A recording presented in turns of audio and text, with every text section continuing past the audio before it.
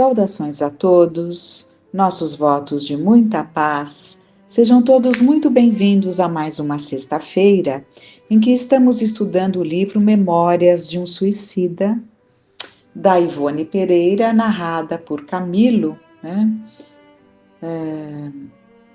E ele está nos relatando as experiências que ele viveu após cometer o ato do suicídio por não aceitar a cegueira, né? Já com uma certa idade, já idoso, um grande escritor português, não é?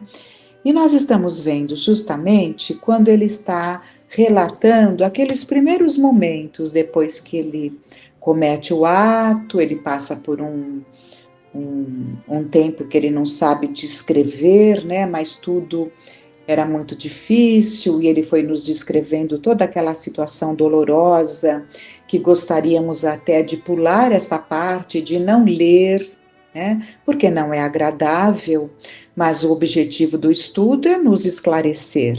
O objetivo do estudo é nós nos firmarmos na vida, né, valorizando a oportunidade da vida e fugindo de todo e qualquer pensamento que nos leve à maior das ilusões, que seria a fuga pelo suicídio. Então, temos que nos debruçar nessas páginas difíceis, né, porque é uma descrição bastante difícil, dolorida, sofrida, né, que ele nos traz de coisas que ele sentia e observava ali no seu entorno. Então, continuando, e o traumatismo psíquico, o choque nefasto que o dilacerou com suas tenazes inevitáveis e o qual, para ser minorado, dele exigirá um roteiro de urzes e lágrimas, desenhos de rijos testemunhos, até que se reconduza às vias naturais do progresso, interrompidas pelo livre-arbítrio, aliás, pelo ato arbitrário e contraproducente. Então, aqui ele está dizendo que todas as dificuldades, né, elas são experimentadas e vivenciadas até que, né, se coloque novamente em condições de continuar o seu progresso, né? Continuar a sua escalada evolutiva, quer dizer, ou seja, retomar o ponto em que deixou, né? Em que abandonou as suas lutas. E ele continua. Pouco a pouco, senti, ressuscitando das sombras confusas em que mergulhei, meu pobre espírito. Então ele vai contar o seu despertar, não é? Após a queda do corpo físico, o atributo máximo que a paternidade divina impôs sobre aqueles que, no decorrer dos milênios, deverão refletir sua imagem e semelhança, a consciência, a memória, o divino dom de pensar. Então, quantas vezes a pessoa não quer mais pensar, ela não suporta mais aquelas angústias, ela quer parar de pensar, por isso que ela acaba partindo para esse ato translocado, né? Mas jamais perderá a consciência, a memória, o divino dom de pensar, porque fomos criados à semelhança do Pai. Senti-me enregelar de frio, tiritava, impressão incômoda de que vestes de gelo se me apegavam ao corpo, provocou-me inavaliável mal-estar. Faltava-me, ao demais, o ar para o livre mecanismo dos pulsões. Aliás, o livre mecanismo dos pulmões, o que me levou a crer que, uma vez que eu me desejara furtar a vida, era a morte que se aproximava com seu cortejo de sintomas dilacerantes. Ele entendeu que ainda estaria morrendo, né? Porque ele quis fugir da vida e estava ali a morte trazendo esse cortejo de sintomas dilacerantes. Odores fétidos e nauseabundos, todavia, revoltavam-me brutalmente o olfato. Dor aguda, violenta, enlouquecedora, arremeteu-se instantaneamente sobre o meu corpo por inteiro, localizando-se particularmente no cérebro e iniciando-se no aparelho auditivo, porque ele dá um tiro no ouvido, né? Presa de convulsões indescritíveis de dor física, levei a destra ao ouvido direito. O sangue corria do orifício causado pelo projétil da arma de fogo de que me servira para o suicídio e manchou-me as mãos, as vestes, o corpo. Quem está entrando em contato com a doutrina acha tudo muito estranho, né? Porque ele deu o tiro no corpo físico e ele está colocando a mão no corpo espiritual, né? Evidentemente que mentalmente ele está ligado ao corpo físico, mas o que ele está atingindo quando ele leva a mão ao ouvido não é o braço do corpo físico, é o braço do corpo espiritual que se movimenta e ele leva ao ouvido do corpo espiritual. E o corpo espiritual estava ferido, tal qual esteve, né, ferido o corpo físico. Porque tudo aquilo que nós causamos no nosso corpo físico alcança o nosso perispírito. E o estado mental em que ele se encontrava, ele plasmava tudo isso. Ele plasmava esse quadro, né? Porque não seria natural. Ele plasmava este quadro. Então, em situações normais, o que é da carne, na carne fica. O espírito equilibrado, ele deixa aqui, né, as suas marcas, suas doenças, e se sente muito bem em espírito, mas não é sempre assim. E no suicídio, menos ainda. E ele sentia tudo isso. E vamos lá, procurando.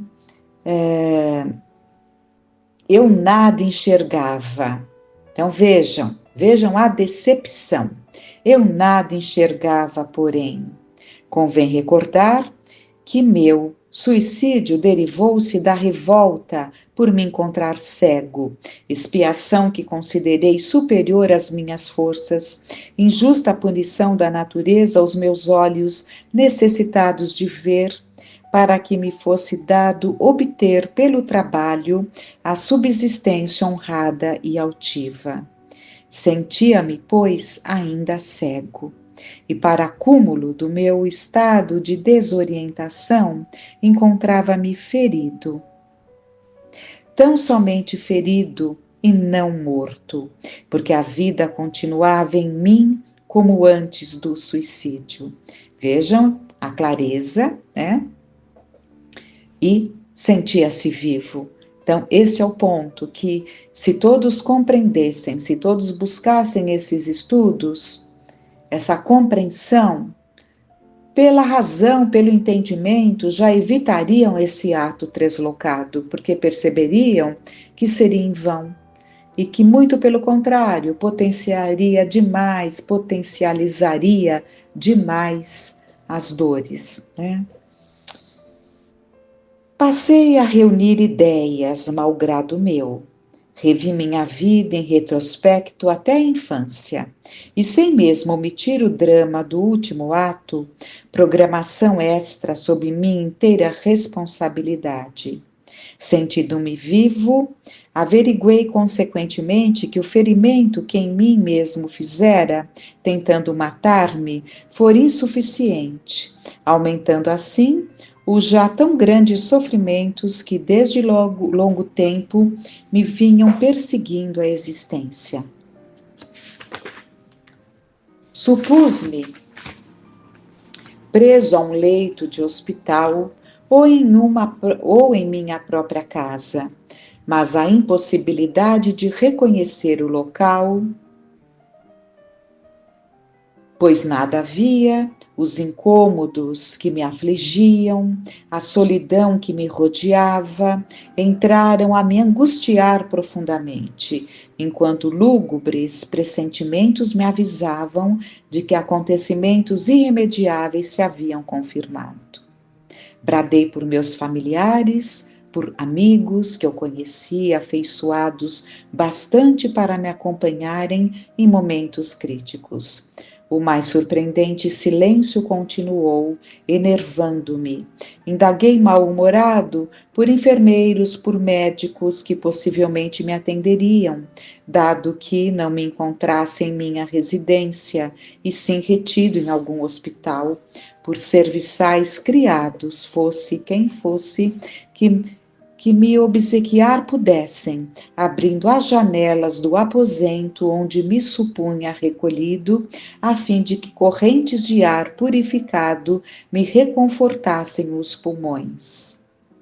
Que me favorecessem coberturas quentes, acendessem a lareira para amenizar a gelidez que me entorpecia os membros, providenciando bálsamo às dores que me supliciavam o organismo, e alimento e água, porque eu tinha fome e tinha sede. Com espanto, em vez das respostas amistosas por que tanto suspirava, o que minha audição distinguiu passadas algumas horas foi um vozerio ensurdecedor, que indeciso e longínquo a princípio, como a destacar-se de um pesadelo, definiu-se gradativamente até positivar-se em pormenores concludentes. Era um coro sinistro de muitas vozes confundidas em atropelos, desnorteadas como aconteceria numa assembleia de loucos. No entanto, essas vozes não falavam entre si, não conversavam, blasfemavam, queixavam-se de múltiplas desventuras, lamentavam-se, reclamavam, uivavam, gritavam, enfurecidas, gemiam, estertoravam, choravam, desoladamente, derramando pranto hediondo pelo tono de desesperação com que se particularizava. Supliciavam raivosas socorro e compaixão. Aterrado, senti que estranhos empuxões, como arrepios irresistíveis, transmitiam-me influenciações abomináveis, provindas desse todo que se revelava através da audição, estabelecendo corrente similar entre meu ser superexcitado e aqueles cujo vozerio eu distinguia. Esse coro isócrono, rigorosamente observado e medido em seus intervalos, infundiu-me tão grande terror que, reunindo todas as forças de que poderia o meu espírito dispor em tão molesta situação, movimentei-me no intuito de afastar-me de onde me encontrava para local em que não mais os ouvisse. Tateando nas trevas, tentei caminhar, mas dir-se-ia que raízes vigorosas plantavam-me naquele lugar úmido e gelado em que me deparava. Não podia despegar-me. Sim, eram cadeias pesadas que me escravizavam, raízes cheias de seiva que me atinham grilhetado naquele extraordinário leito por mim desconhecido, impossibilitando-me o desejado afastamento. Aliás, como fugir se estava ferido, desfazendo-me em hemorragias internas? Manchadas as vestes de sangue, cego, positivamente cego, como apresentar-me a público em tão repugnante estado? A covardia, a mesma hidra que me atraíra para o abismo em que agora me convulsionava, alongou ainda mais seus tentáculos insaciáveis e colheu-me irremediavelmente. Esqueci-me de que era homem, ainda uma segunda vez, e que cumprira Cumpria lutar para tentar vitória, fosse a que preço fosse de sofrimento. Reduzi-me por isso à miséria do vencido. E considerando insolúvel a situação, entreguei-me às lágrimas e chorei angustiosamente, ignorando o que tentar para o meu socorro.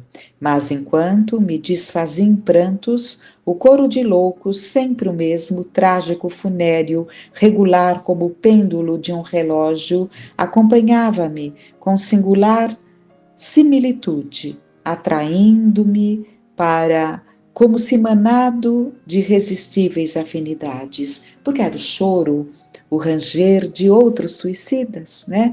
Então, a própria afinidade os aproximou nesse ambiente. Mas notemos, como ele nos narra, que não havia uma interação entre eles, porque o suicida, ele busca anular-se, e ele despreza naquele momento, ele se esquece, né? De todos os que o amam, de todos com quem ele convivia. Então, um dos grandes aprendizados é essa solidão, né? Porque ele buscou a solidão da morte, né? Supondo a morte como solidão. Insisti no desejo de me furtar a terrível audição. Após esforços desesperados, levantei-me. Meu corpo enregelado, os músculos retesados por entorpecimento geral, dificultavam-me sobremodo o intento. Todavia, levantei-me. Ao fazê-lo, porém, cheiro penetrante de sangue e vísceras putrefatos reacendeu em torno, repugnando-me até as náuseas. Partia do local exato em que eu estivera dormindo. Não compreendia como poderia cheirar tão desagradavelmente o leito onde me achava. Para mim seria o mesmo que me acolhia todas as noites, e, no entanto, que de odores fétidos me surpreendiam agora? Atribuí o fato ao ferimento que fizera na intenção de matar-me, a fim de explicar-me de algum modo a estranha aflição ao sangue que corria manchando-me as vestes. Realmente, eu me encontrava empastado de peçonha, como um lodo asqueroso que desorasse de meu próprio corpo, empapando incomodativamente a indumentária que usava, pois com surpresa surpreendi-me trajando cerimoniosamente, não obstante retido num leito de dor. Por quê? Porque era muito comum, ainda é até certo ponto, colocar terno, né? Ali naqueles que partem para a pátria espiritual, e ele estava se vendo, se sentindo ali trajado com uma roupa cerimoniosa, né? Mas ao mesmo tempo que assim me apresentava satisfações, confundia-me na interrogação de como poderia assim ser visto, não ser cabível que um simples ferimento, mesmo a quantidade de sangue espargido, pudesse tresandar a tanta podridão sem que meus amigos enfermeiros deixassem de providenciar a devida higienização. Então, ele não estava compreendendo absolutamente nada do que estava acontecendo, apenas sentia a consequência dolorosa do ato praticado, mas sem compreensão, sentindo-se no leito da cama, do seu quarto, imaginando um hospital, não compreendendo a razão daquela roupa cerimoniosa que o fez até feliz, mas ao mesmo tempo não entendendo todo aquele odor fétido. Inquieto, tateei na escuridão, com o intuito de encontrar a porta de saída que me era habitual, já que todos me abandonavam em hora tão crítica. Tropecei, porém, dado momento, num montão de destroços. e instintivamente curvei-me para o chão, a examinar o que assim me interceptava os passos. Então, repentinamente, a loucura irremediável apoderou-se de minhas faculdades e entrei a gritar e uivar, qual demônio enfurecido, respondendo na mesma dramática tonalidade à macabra sinfonia cujo coro de vozes não cessava de perseguir minha audição, em intermitências de angustiante expectativa. O montão de escombros era nada menos do que a terra de uma cova recentemente fechada. Não sei como, estando cego, pude entrever, em meio às sombras que me rodeavam, o que existia em torno. Eu me encontrava num cemitério. Os túmulos, com suas tristes cruzes em mármore branco ou madeira negra, ladeando imagens sugestivas de anjos pensativos, alinhavam-se na imobilidade majestosa do drama em que figuravam. A confusão cresceu. Por que me encontraria ali? Como viera, pois nenhuma lembrança me acorria. E o que viera a fazer sozinho, ferido, dolorido, extenuado? Era verdade que tentara o suicídio, mas... Sussurro macabro, qual sugestão irremovível da consciência, esclarecendo a memória aturdida pelo ineditismo presenciado, percutiu estrondorosamente pelos recôncavos alarmados do meu ser. Não quiseste o suicídio? Pois aí o tens. Mas como assim? Como poderia ser se eu não morrera? Acaso não me sentia ali vivo? Por que então sozinho, imerso na solidão tétrica da morada dos mortos? Os fatos irremediáveis, porém, impõem-se aos homens, como aos espíritos, com majestosa naturalidade. Não concluí ainda minhas ingênuas e dramáticas interrogações e vejo-me a mim próprio como à frente de um espelho, morto, estirado num ataúde, em franco estado de decomposição, no fundo de uma sepultura, justamente aquela sobre a qual acabava de tropeçar. Fugi espavorido, desejoso de ocultar-me de mim mesmo, obsediado pelo mais tenebroso horror. Enquanto gargalhadas estrondosas de indivíduos que eu não lograva enxergar explodiam atrás de mim, e o coro nefasto perseguia meus ouvidos torturados, para onde quer que eu me refugiasse. Como louco que realmente me tornara, eu corria, enquanto aos meus olhos cegos se desenhava a hediondez satânica do meu próprio cadáver, apodrecendo no túmulo, empastado de lama gordurosa, coberto de asquerosas lesmas que vorazes lutavam por saciar em suas pústulas a fome inextinguível que traziam, transformando-o no mais repugnante e infernal monturo que me fora dado conhecer. Então, é bom que relembremos, porque já foi dito, que nem todos os suicidas passam por essa situação de sentir os vermes roendo o corpo, de sentirem-se ali na própria cova, né? Já frisamos várias vezes que depende da situação de cada um, né? E se choramos alguém que partiu dessa forma, saibamos sempre que a misericórdia do Pai é infinita e que determinados sofrimentos chegam sim para o aprendizado daquele espírito que, num ato de revolta, contraria a lei natural da vida. E para que haja o aprendizado, naturalmente as consequências. Castigo? Não, consequências.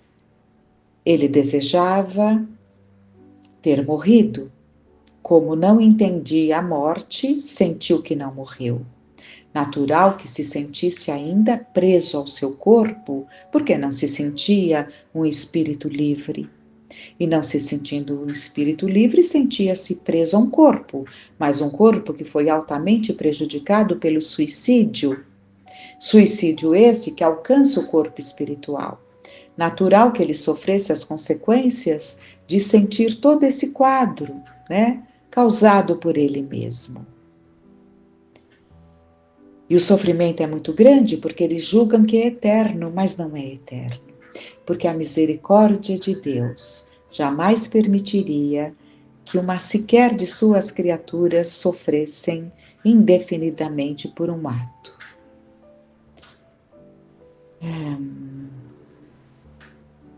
Quis furtar-me à presença de mim mesmo, procurando incidir no ato que me desgraçara, isto é, reproduzir a cena patética do meu suicídio mentalmente, como se por uma segunda vez buscasse morrer, a fim de desaparecer na região do que, na minha ignorância dos fatos de além-morte, eu supunho o eterno esquecimento. Mas nada havia capaz de aplacar a malvada visão. Ela era, antes, verdadeira, imagem perfeita da realidade que sobre o meu físico espiritual se refletia, e por isso me acompanhava para onde quer que eu fosse. Perseguia minhas retinas sem luz, invadia minhas faculdades anímicas imersas em choques e se impunha a minha cegueira de espírito, caído em pecado, supliciando-me sem remissão. A pior cegueira é a do espírito, a física é temporária. A do espírito também, né? Mas os resultados são muito graves, porque a cegueira física é uma prova dolorosa, muitas vezes até uma expiação, mas que se soubermos lidar e buscarmos o crescimento, sairemos vitoriosos dessa prova ou dessa expiação, né? Agora, sempre entendendo, né? Sempre entendendo a razão da busca desses entendimentos, né? Porque Deus é misericórdia, então tudo é consequência.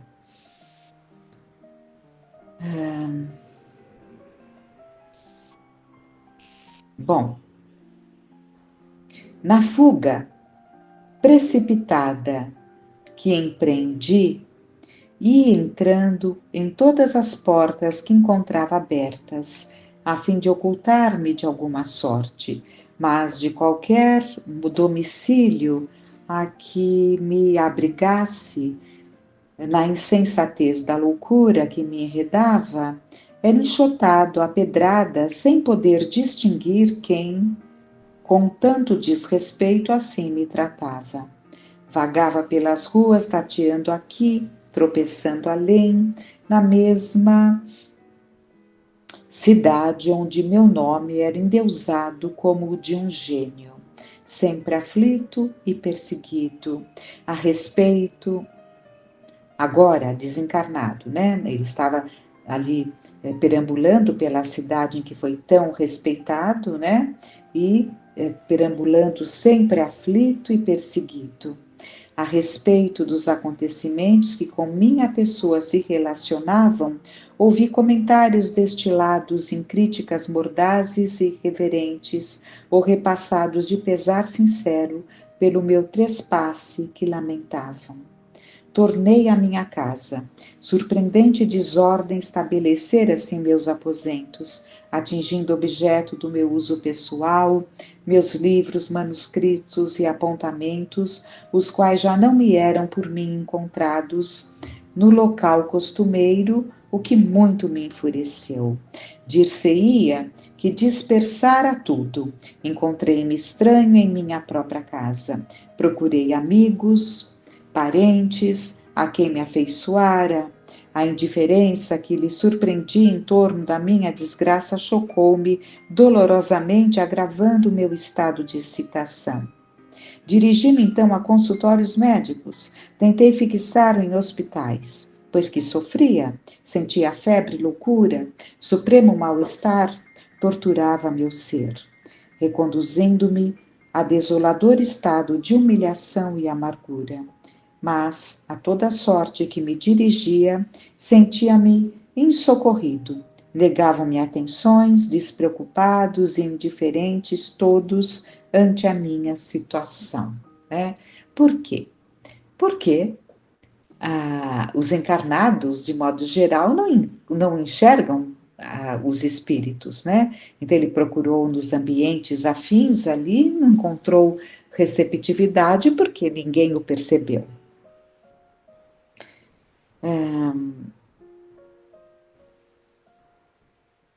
Continuando, pareciam alheios às minhas insistentes algavarias, ninguém me concedendo sequer o favor de um olhar.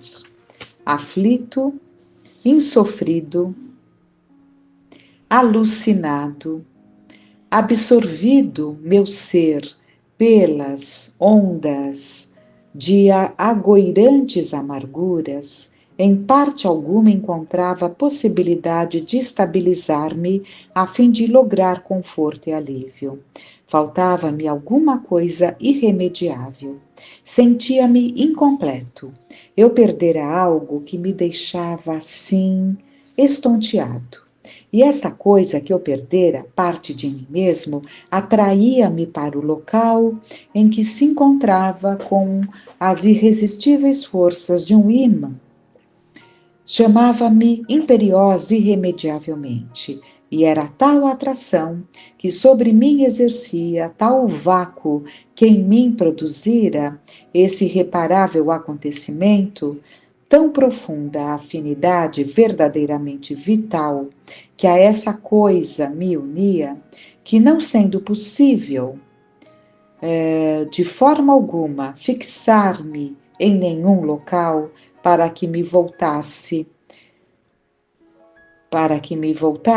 tornei ao sítio tenebroso de onde viera, o cemitério. Essa coisa, cuja falta assim me enlouquecia, era o meu próprio corpo, o meu cadáver, apodrecendo na escuridão de um túmulo. Temos aqui uma nota. Vamos ler esta nota. Certa vez, é a Ivone Pereira, a médium. Certa vez, há cerca de 20 anos, um dos meus dedicados educadores espirituais, Charles, levou-me a um cemitério público do Rio de Janeiro, a fim de visitarmos um suicida que rondava os próprios despojos em putrefação. Escusado será esclarecer que tal visita foi realizada em corpo astral, quer dizer, em espírito, né?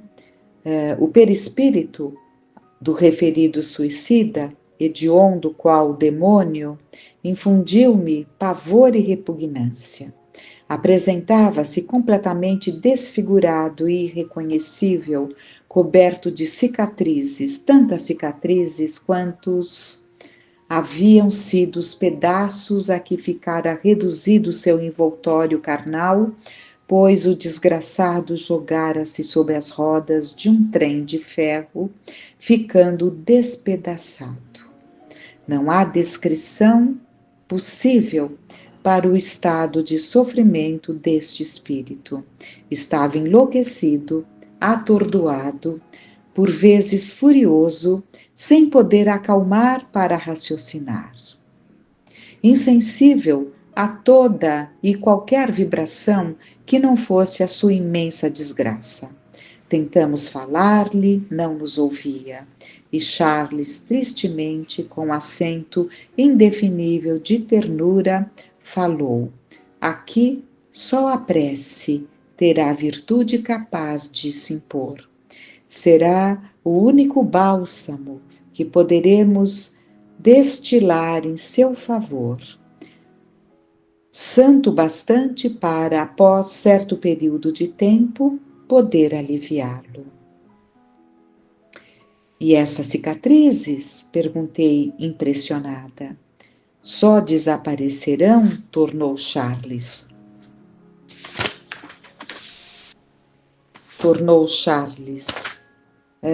Depois da expiação do erro, da reparação em existências amargas que requererão lágrimas ininterruptas, a que não levará menos de um século, talvez muito mais. Que Deus se amerceie dele, porque até lá,